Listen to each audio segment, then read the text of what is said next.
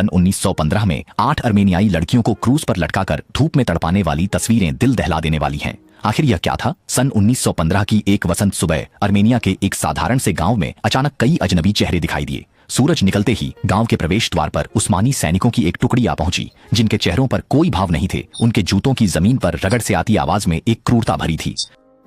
गांव वाले समझ गए कि यह एक बुरा संकेत है, पर कोई कुछ बोलने की हिम्मत नहीं जुटा पाया। यहां तक कि सांसें भी धीमी कर लीं। सबने देखा कि सैनिक पुरुषों को एक एक करके ले जा रहे थे और महिलाओं व बच्चों को गांव के बीचों बीच खदेड़ दिया गया। माहौल इतना भारी था जैसे बर्फ गिरने वाली हो। इसी अफरा तफरी भरी सुबह एक ऐसी घटना घटी जिसने दिल को झकझोर कर रख दिया।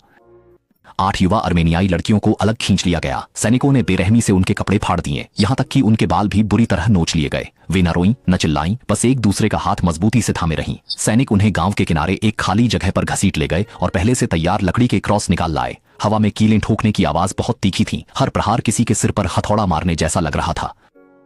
गांव वालों को मजबूरन एक तरफ खददा होकर देखने के लिए कहा गया। जो भी मुद्दता उसे बंदूक की बट से मार दिया जाता। लड़कियों को क्रूज पर चढ़ा दिया गया। धूप तेज होती गई, कोई कुछ बोलने की हिम्मत नहीं कर सका। सैनिक बस वहीं खड़े रहे। उनके चेहरों पर एक अजीब सी बेरुखी थी। यह सब इतनी जल्दी हुआ जैसे किसी ने पहले से ही इसकी योजना बनाई हो। ग्रामीण अपने होंठ चबा रहे थे, कोई सिर झुकाए खड्डा था, उनकी आंखों में बस लाचारी थी। उस दौर में भी ऐसी क्रूरता की कल्पना करना मुश्किल था। 8 लड़कियां नग्न अवस्था में चिलचिलाती धूप में थीं। पसीना और खून मिल गए थे, चेहरे पीले पड़ गए थे और नजरें जमीन पर टिकी थीं। किसी ने संघर्ष करने की कोशिश की तो रस्सियों ने उन्हें कस लिया और उनकी उंगलियों के निशान लकड़ी पर छप गए। पूरे गांव में एकदम घोंटू सन्नाटा छा गया। बस कभी कभी कराहने की आवाज और सैनिकों के कदमों की आहट सुनाई देती थी। समय बीतता गया, सूरज ऊपर चढ़ता गया, जमीन तप रही थी और हवा में पसीने, जंग और धूल की मिली जुली नमकीन गंध फैली थी। गांव की सबसे बुजुर्ग महिला दूर खद्दी कांपती उंगलियों से बच्चों के नाम बुदबुदा रही थी, लेकिन कोई भी करीब आने की हिम्मत नहीं कर सका और न ही कोई मदद के लिए आगे बढ़ा। सैनिक चाहते थे कि ग्रामीण यह सब साफ साफ देखें। किसी को आंखें बंद नहीं करने दी गई। अगर इस पल की क्रूरता सिर्फ एक शुरुआत थी तो इसके बाद जो हुआ वह और भी असहनीय था। उस दिन के बाद गांव के ज्यादातर युवा गायब हो गए। पुरुषों को लेबर कैंप ले जाया गया और बहुत कम लोग ही जिंदा वापस आए। महिलाएं और बच्चे बेघर होकर भटकने को मजबूर थे। रास्ते में खाने को कुछ नहीं था। प्यास लगने पर गंदा पानी पीना पटडरीता था। रास्ते में कहीं भी देखो लोग गिरे पड़ रहे थे। कोई पूछने वाला नहीं था, बस खुद ही सब सहना था। उस साल कई अर्मेनियाई गांवों में ऐसी ही घटनाएं बार बार दोहराई गईं। ऑटोमन सेना ने आदेश का पालन करते हुए राजधानी से हर जगह फैलकर एक एक करके गांवों को साफ करना शुरू कर दिया।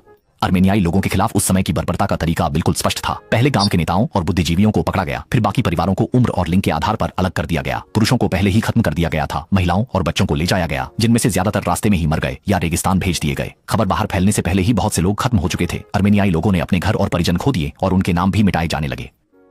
जीवित बचे लोगों को याद है कि उस साल धूप कितनी तेज थी। बच्चे मां को पुकारते रहे पर कोई जवाब नहीं मिला। महिलाएं बच्चों को बचाती रहीं और लाशें रेत में दफन हो गईं। अत्याचारों की तस्वीरें ही एकमात्र सबूत बनी। विदेशी मिशनरियों और डॉक्टरों ने जोखिम उठाकर इन भयावह दृश्यों को कैद किया। तस्वीरें सामने आई तो दुनिया को अर्मेनियाई लोगों के दुखों का पता चला। 8 लड़कियों को क्रॉस पर लटकाए जाने वाली तस्वीर आज भी भुलाई नहीं भूलती। ऑटोमन सरकार ने निर्वासन के आदेश का बहाना बनाकर उन्हें उनके घरों से निकाल दिया। निर्वासन के रास्ते पर न पानी था न भोजन। पीछे छूटने वालों को मार दिया जाता था। महिलाओं का अपमान किया गया। बच्चे भूख या मार से मर गए। गांव खंडहर बन गए। रास्ते लाशों से पट गए। जान बचाने के लिए सैनिकों से शादी करने वाली महिलाएं भी नहीं बच सकीं। वर्षों बाद जब ये कहानियां बाहर आईं तो कुछ लोगों ने इसे युद्ध का परिणाम कहा, लेकिन भुक्तभोगियों को पता था कि यह कोई सामान्य युद्ध नहीं था।